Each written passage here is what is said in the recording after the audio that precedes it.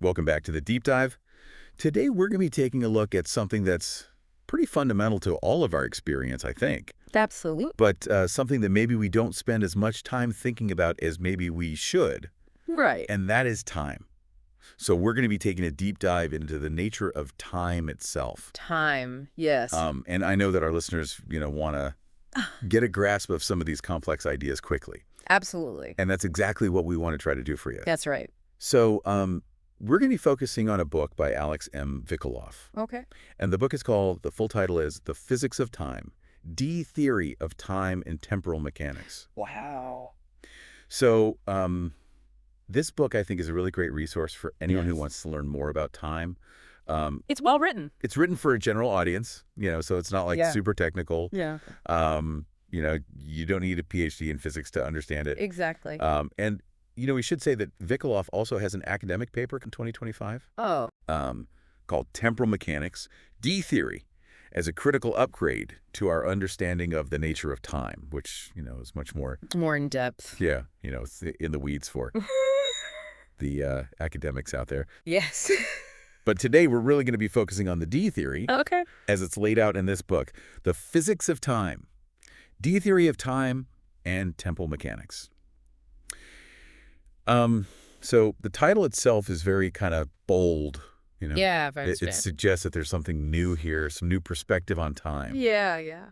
So what is the central, most surprising idea Yeah.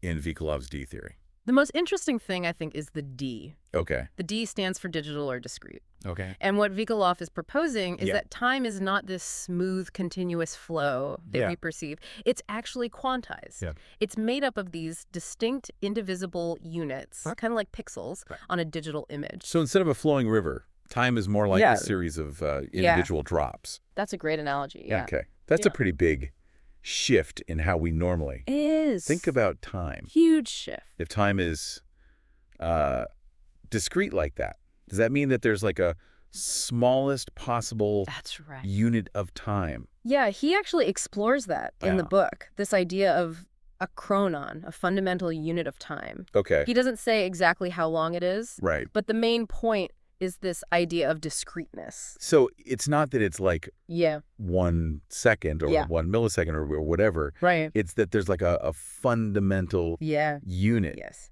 Okay, so that really challenges how we normally think about time as this, Yeah. smooth, continuous thing. It's hard to wrap your head around, I think, at first. Like, yeah, so if time is like this, a series of snapshots, Mm-hmm. does that mean that there's like a gap between those snapshots? It's a great question. Like, is there a moment that like doesn't exist? Yeah. Does he talk about how these discrete moments are connected, or like Yeah. what happens in between them? Well, he talks about how we experience time Right. and how that might be different from Yeah. how time actually is at a fundamental level. Right, because we experience it as this flow. We do. So how do we reconcile that with this jumpy, discrete Right. nature of time? Yeah, he compares it to a digital image, actually. If Yeah. you look at a digital image up close, Yeah. you can see the individual pixels. Right. But if you step back, it looks smooth and continuous. So maybe our experience of time is kind of smoothing over Okay. these fundamental units. And he also compares it to quantum physics, Yes. where you have Quantization of energy, right? quantization of matter. So what's like a key implication then of this discrete view of time? Well, if time is discrete, Yeah, that suggests that change happens in these fundamental units. right. So maybe there are fundamental limits to how precisely we can order events. Which, could change how we think about cause and effect. Yeah, cause and effect is a pretty important concept. Absolutely. Foundational, really. If time is not this smooth chain, Yeah. then maybe causality is not a Right. smooth, unbroken chain. Yeah. Very interesting to think about. So it sounds like the core message of the physics of time, D-Theory of Time and Temporal Mechanics, Yes. is that time is, at its most basic level, not continuous, It's right. but made up of these discrete kind of digital-like units. Precisely. Yeah. That's the big takeaway. And this deep dive has given our listeners, hopefully, a Yeah. good introduction to that concept, Rapid overview. which you'll find, discussed in much more detail in the book Yeah. and is up paper. Absolutely. So if our experience of time as this smooth flow is really just an illusion Yeah. created by these discrete moments, Hmm. how does that change how you view Hmm. reality itself? It's a pretty profound Yeah. question. It really is. And just to add another layer, this work also has a foreword by Antonin Teinman, PhD. Okay, so we've got some serious academic weight behind this then. Definitely seems like it. And it's interesting, too, because Vikolov is also the author of the Scintillect hypothesis. The Scintillect hypothesis. I'm not familiar with that one. Yeah, it's called the Scintillect hypothesis, 5 paradigms of the mind's evolution. So I'm already kind of curious how these ideas might connect. Is there a link between his understanding of time and how our minds work? That's a good question. Like, is he suggesting that our experience of time is somehow shaped by our consciousness or something? Exactly. Mhm. And that's what we're going to try to uncover in this deep dive. But before we jump in, let's be clear. We're focusing specifically on the physics of time. Got it. So more of a scientific approach than purely philosophical then. Yeah. Though philosophy might come into play too. But for now, let's stick with the physics. Sounds good. Let's see what Vikolov has to say. Buckle up, because today we're going to completely upend how you think about time. Yeah. We're diving deep into D-theory, also known as digital presentism. Ooh, exciting. And trust me, this is not just some small tweak to physics. Right. This is a total paradigm shift. Absolutely. Our guide for this journey, the brilliant mind of Alex M. Vikolov, Love his work. will be drawing from his book, The Physics of Time, Classic. and his hot-off-the-press 2025 paper, Temporal Mechanics. Can't wait to unpack that. So get ready to have your mind blown wide open. For centuries, we've kind of been stuck with this idea of time as this straight line, 1 second after another. Yeah, like a ticking clock. Right, exactly. Even Einstein's block universe, where all of time exists at once, it's still a static picture, It doesn't really account for that feeling of now, right? Totally. Like, what makes this instant feel so real and immediate? That's the million-dollar question, and that's where D-theory comes in with this electrifying new perspective. It's such a game changer. It tries to bridge that gap between the physics equations and our own experience. And does a pretty good job of it. And it does it by pulling insights from the cutting edge of digital and quantum physics. It's the perfect marriage. So our mission, if we choose to accept it, which we do, Yes, we do. is to crack open the core of D-theory Let's get to the heart of it. and explore what it means for how we understand reality, Cause and effect. memory, the whole shebang. Even the fate of the universe. We're talking big picture stuff here. The biggest, One of the most fundamental things to grasp with D-theory like, foundationally, is that time isn't this pre-existing stage where events happen, it's not just there, waiting. it emerges. It's a result of deeper processes. So to wrap our heads around this, we got to start with the 5 axioms of D-theory. The building blocks. Axiom number 1, the emergence axiom. Hit me with it. What's the core idea here? So basically, the emergence axiom says that time and reality as we see it. What we think of as real, Right, it's not a basic ingredient of the universe. it's not just there from the start. It comes about from all these super complex interactions at the most fundamental level. So it's like emergent properties. Yeah, exactly. Think about consciousness. Emerging from the complexity of the brain. Right, the whole is greater than the sum of its parts. Time in this view isn't absolute, it's relational. It's not the same everywhere. Not ticking at the same rate for everything. It depends on what's happening, on the relationships. So less like a universal clock, more like a dance. A beautiful, ever-changing dance. I like that analogy. It captures the dynamism, So what's the next big idea in D-theory? the primacy of information axiom. Ooh, that sounds very digital. Oh, it definitely is. This is where D-theory embraces digital physics fully. It's going all in on the digital. It says that information is the most basic element of reality. More basic than matter and energy. Everything, from the tiniest particles to giant galaxies, can be understood as information. So it's like the universe is a giant computer. It's a colossal information processing system. So the question isn't what is matter, but what information makes up matter. Exactly. It's a whole new way of thinking about reality. Mind-blowing. All right, what's axiom number 3? This is the quantum reality axiom, and while it sounds simple, Short and sweet? it packs a punch. It states that reality at all levels, not just the small stuff, Not just the quantum world. operates on the principles of quantum mechanics. So that weirdness of quantum, like superposition and entanglement, All the strangeness. that's not just for tiny particles, it's everywhere. It's the foundation of the entire universe. Wow, quantum rules are universal. The universe is a quantum playground. Okay, on to the fourth axiom. This one's called the interface axiom, and it gets really interesting. It's where things get personal. Exactly. Yeah. This axiom tells us that how we see reality isn't some objective truth. It's not just a direct view. It's filtered through interfaces. Like a lens. More like a personalized VR headset, So what we experience as real is a construct. built through the interaction between us, the observers, and the actual reality, which is information-based. Our perception shapes reality. In a way, yes. And this connects strongly with quantum Bayesianism, or cubism. Cubism, that sounds like something out of a sci-fi novel. It's a fascinating interpretation of quantum mechanics. Tell me more.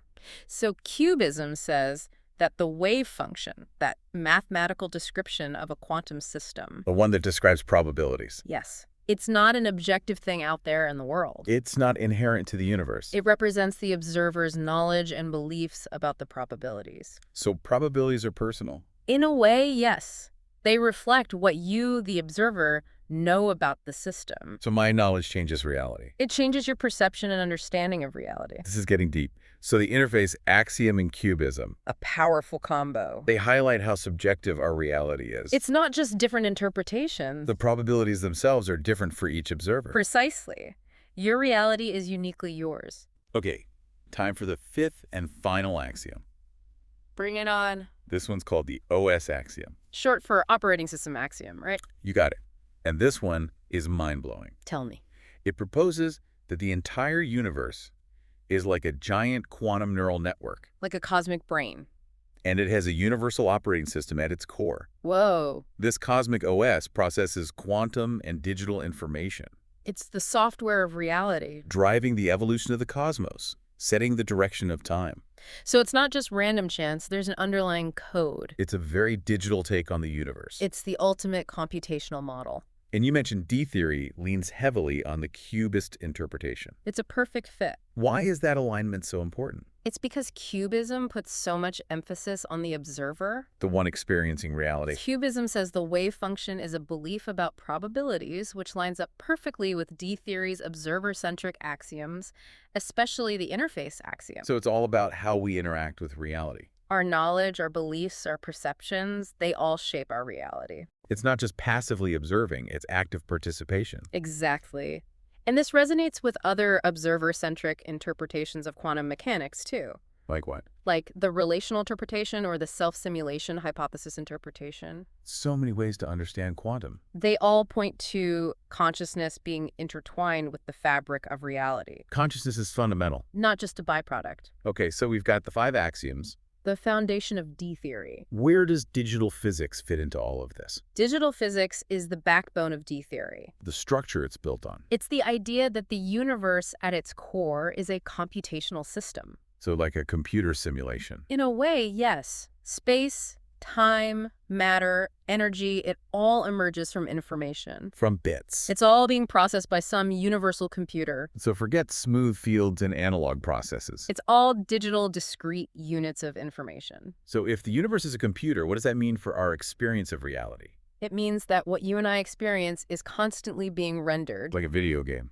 Like a super realistic VR simulation, constantly updating, So it's not a pre-recorded movie, it's being generated in real time. based on our interactions and the universe's computations. Consciousness is part of the rendering process. Absolutely. It's what makes the information come alive. So we're living in a live simulation. It's the most dynamic and interactive reality imaginable. That's both exhilarating and kind of terrifying. It's a whole new way of looking at existence. Speaking of new ways of looking at things, let's talk digital presentism. The heart of temporal mechanics in D-theory. What exactly is digital presentism? Imagine streaming music online. Or really immersive VR world? Exactly. The content isn't all stored somewhere. It's generated in real time just when you need it. To create a seamless experience. That's how digital presentism works. So reality is streamed to us. It's a real-time stream of information tailored to you. It's all about the now. The present moment is where it all comes together. So how does this compare to traditional ideas about time? Well, classical presentism says only the present exists, the past is gone, the future isn't here yet. It's very focused on the now. Digital presentism is more like B theory or eternalism. Where past, present, future all exist. But D theory adds a twist. A plot twist. It says there are actually multiple potential pasts and probable futures. Whoa, hold on. Multiple pasts. It's like different timelines converging at the present. Like those choose-your-own-adventure books? Sort of, but instead of choosing, it's all happening simultaneously. So my memories are just one possible past. A reconstruction based on the information you have now? So the past isn't fixed. It's more like a collection of possibilities. And the future isn't set either. It's a landscape of probabilities, constantly changing based on our actions. So the present moment is where these possibilities and probabilities meet. It's where the wave function collapses, so to speak. And our experience is rendered. It's a dynamic process. Okay, so that's how digital presentism reimagines time. It's time on steroids. Now, D-theory has these 5 axioms, The foundation. but it also has 5 postulates that build on those axioms. They flesh out the framework. Let's go through them. Yeah, that's good. Postulate 1, quantum theoretic universality. What a mouthful. What does that even mean? It means that quantum mechanics isn't just for the small stuff. Not just for the quantum realm. It applies everywhere, at all scales, even the universe itself. So those quantum weirdness, like superposition and entanglement, They're not just curiosities. they're fundamental to how everything works. It's a unifying principle. Wow, quantum is everywhere. It's the key to understanding reality. Okay, what's the second postulate? Computational equivalence. Is that about the universe being a computer? Exactly. It says that everything you experience, your thoughts, feelings, sensations, it's all a data stream. My consciousness is data, A unique and evolving stream of information. and everything that happens in my reality is a computation. Your life is a program running on the universal computer. That's a wild thought. It changes how we see ourselves and the world. Okay, postulate number 3, This is the big one, instantiation. also known as the conscious instant hypothesis. It's about how we experience the flow of time. So what's the hypothesis? It says that our consciousness isn't a continuous flow, Like a river. more like a series of snapshots We experience time in chunks. in discrete units called conscious instants or CIs. So it's not smooth, it's like a film strip. Each CI is a complete perceptual frame. And we string them together to create the illusion of flow. Our brain is a master editor. So anything that doesn't fit into these frames, It's irrelevant to our conscious experience. we don't even notice it. It's like it never happened. That's crazy. Is there any evidence for this in neuroscience? Actually, yes. There's growing evidence that the brain processes information in chunks. Not continuously, And these chunks are on the order of 200 milliseconds. which could be the length of a CI. It's the brain's way of making sense of the world. Okay, what's the fourth postulate? Temporal singularity, also known as the theta point. Then- Exactly. This postulate says that the present moment isn't just a fleeting instant. It's more than just a point in time It's a convergence point in space-time. where past and future meet All the possible paths that could have led here, and all the probable futures that might branch out. they all come together at the theta point. So the present is shaped by past and future, It's a dynamic nexus. and not just a dividing line. It's where possibilities become reality. Okay, and the fifth and final postulate. Contextuality. What's that all about? It's about how the order of events isn't absolute. It's not fixed. It depends on the observer and the context. So different observers might see things differently. Even the arrow of time, that sense that time flows forward, It's not a universal law, it's emergent from how we process information. so time is relative. In a way, yes, it's subjective and context-dependent. Wow, D-theory is really challenging our basic notions of time. It's turning our understanding upside down. The paper also talks about analog time and the idea of an editable past. Now that's some sci-fi stuff. Sounds like something out of Blade Runner. Exactly. Remember how the replicants had implanted memories? They thought they had a past that wasn't real. D-theory asks, how sure are we about our own pasts? especially given how unreliable our memories are. They're constantly being rewritten. Every time we recall something, we might change it a little. And future technology could make this even more dramatic. Like VR that lets us relive and alter our pasts. And optogenetics, which could allow for direct memory manipulation. That's both fascinating and scary. It raises all sorts of ethical questions. It makes you wonder what's real and what's not. It challenges our sense of identity. Okay, let's talk about the G-theoretic space-time diagram. It's a visual representation of D-theory's view of time. So what does it show us? It shows the temporal singularity, the theta point, at the center. The present moment. Then there's the past causal diamond. All the events that could have influenced the present. And the future retrocausal diamond. The events that the present might influence. But the future isn't fixed. It's a probability wave function. A range of possibility. Described by equations like the Wheeler-DeWitt equation. So the future is uncertain. It's not predetermined. And quantum mechanics supports this. With the Schrödinger equation and the Heisenberg uncertainty principle, there's inherent randomness. The future is a branching path. And our choices influence which path we take. It's a participatory reality. You mentioned retrocausality earlier, the idea that the future can influence the past. It's mind-bending, but quantum mechanics allows for it. So how does it fit into this space-time diagram? The future retrocausal diamond represents the potential influence of the future on the present. So there's a feedback loop. It's a complex interplay between past, present, and future. And the observer is at the center of it all. Shaping reality through their observations and actions. Okay, let's delve deeper into the conscious instant hypothesis. The idea that consciousness happens in discrete moments. What evidence do we have for that from neuroscience? A lot of it comes from studying how the brain processes information. Yeah. It seems the brain processes things in chunks, not continuously. Like frames in a movie. And these chunks are around 200 milliseconds long. Which could be the length of a CI. It's the brain's way of creating a coherent experience. So it's not a smooth flow, it's more like a series of snapshots. And there's evidence for this in the brain's electrical activity. Like what? Gamma band synchronization, which is thought to be involved in binding sensory information together. So that's how we create a unified perception. And the anterior cingulate cortex, a brain region involved in time perception. What does it do? It seems to track the amount of novel experiences we have. So time seems to speed up when we're doing new things. Exactly. And then there are time cells in the hippocampus.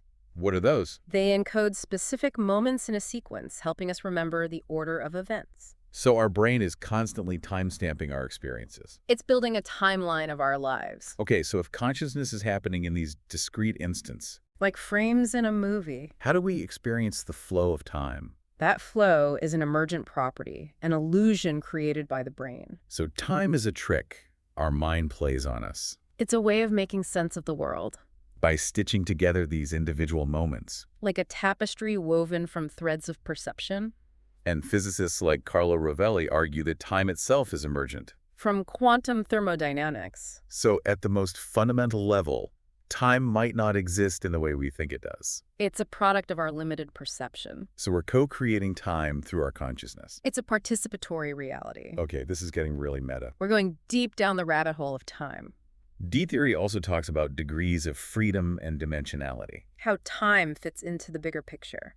So degrees of freedom refers to the number of parameters needed to define a system. It's a measure of complexity. And time is often thought of as a dimension. The fourth dimension, after the three spatial dimensions. But D-theory suggests there might be even more dimensions.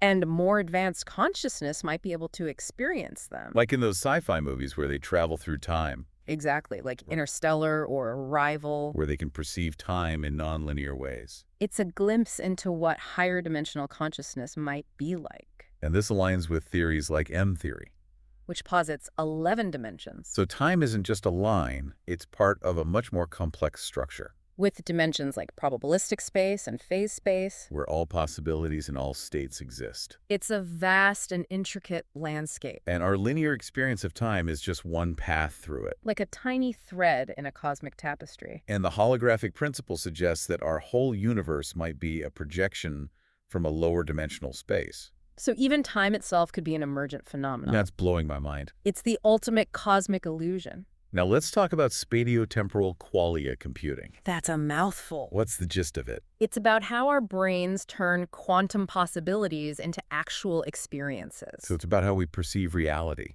And qualia refers to the subjective qualities of experience. Like the redness of red, the painfulness of pain.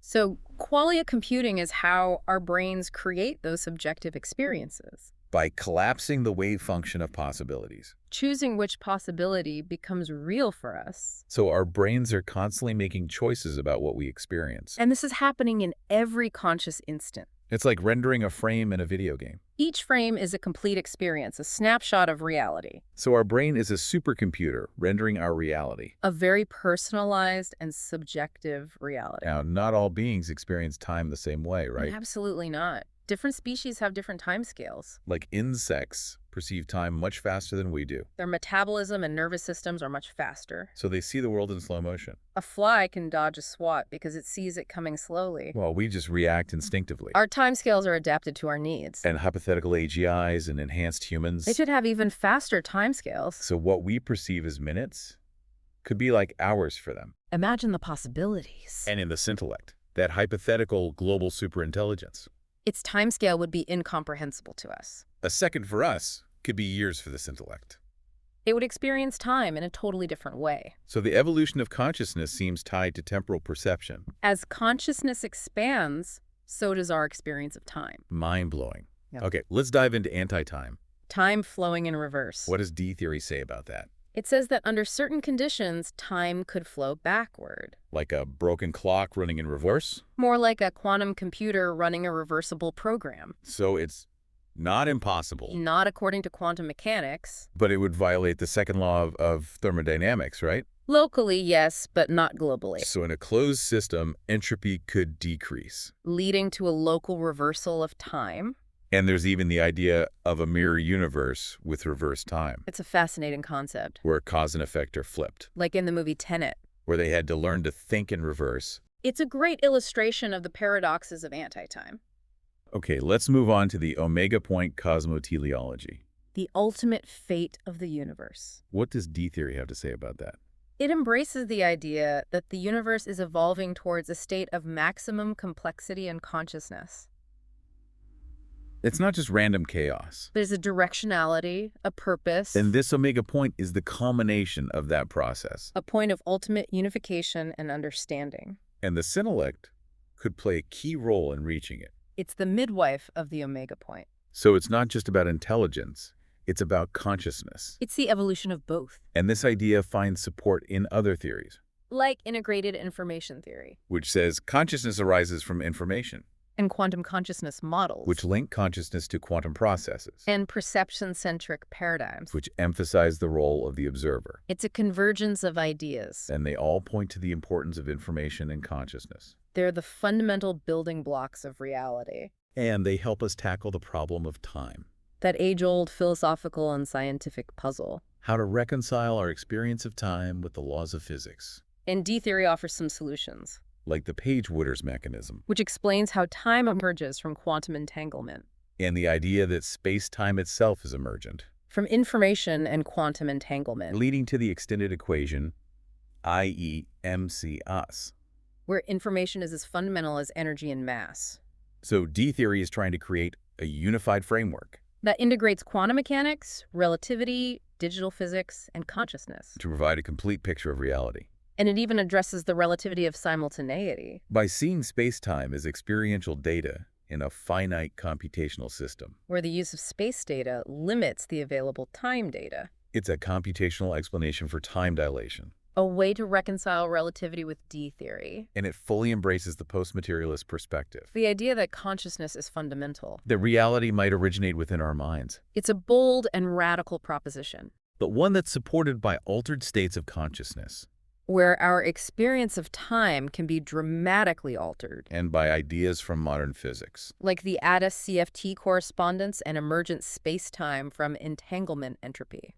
So D-theory is bringing together many different threads of thought. To weave a new tapestry of reality. So to wrap things up. Let's summarize what we've learned. D-theory says that time is not what we think it is. It's not this absolute linear flow. It's emergent, relational, and deeply intertwined with consciousness, Our experience of reality is observer-centric. shaped by our interactions and perceptions. Consciousness happens in discrete moments. And the flow of time is an illusion created by the brain, The universe is a vast computational system, processing information and generating our reality. and consciousness is at the heart of it all. So if time is so intimately connected to consciousness, What does that say about the nature of reality? could altered states of consciousness or future technology, Help us perceive time in new ways.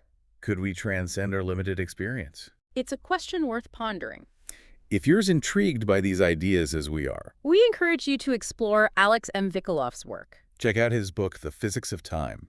and his paper Temporal Mechanics, Let these ideas challenge your assumptions about time and reality. and open your mind to new possibilities. Thanks for joining us on this mind-bending journey. Until next time, keep exploring.